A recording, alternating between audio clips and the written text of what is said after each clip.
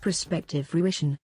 Someone asked me once if everything you believe about astrology, numerology and esoteric spirituality was found to be untrue, what would you do? My thoughts and reply was that, whatever we have experienced is true, and with that experience we would grow into learning more, as we never really know everything. After spending some time going through my notes and through observation of my own and other people's behaviors, I found that reality is not what it seems to be. The same does not appear to everybody, as each and every individual is seeing their own prospective self through their lenses of experiences of altered spaces and time.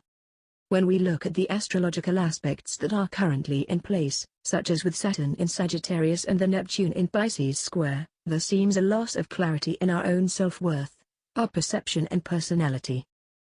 With the Saturn aspects bringing into fruition our beliefs of whatever we have experienced to be, what is yet to come into being, and to the beliefs that we hold that handles the structure of what it is we seek day to day.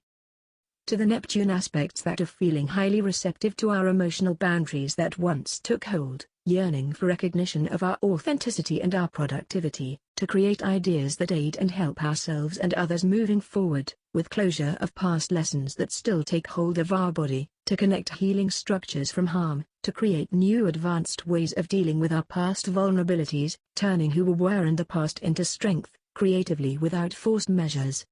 Confidently seeking guidance and moving forward insightfully. Side-by-side aspects that exist together, utilizing the right timing and rheumatic techniques from the heart to shatter beliefs. To bring forth profit occurrences to learn from in our lives, and understanding these situations that arose in past were perceptions to cultivate understandings of work, health and the relationships we hold. That leads to communicate our well-being without the need to fight, abuse, avoid or have negligence or disempowerment each other or self-sabotage. To throw stones of man-made misconceptions of idealized perfectionism, superiority to separate the truth of what we see right here in the now. Numerology this year ties 2016, 2 plus 16, equals 18, which one highlighted area is political advocacy. I am surprised to what I see in dealings with cultural imposed projections, the world's self-imposed views, indoctrinate many opposed to with our higher insights from our own understanding of things, forward thinking and possibilities and suggestions for others from what some of us have lived through. To share our advocacy for one another from encounters we have honored and developed deep psychologically into. To seek self-reflection of information, telepathic communication to understanding that our subconscious mind and drives. Self-imposed dogma never changes the world harmoniously, inequality needs closure.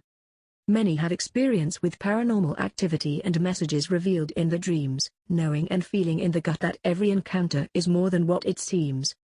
Withholding the feeling of standing up for one's own belief and respecting other people's whilst understanding some things still remain unforeseen and a mystery.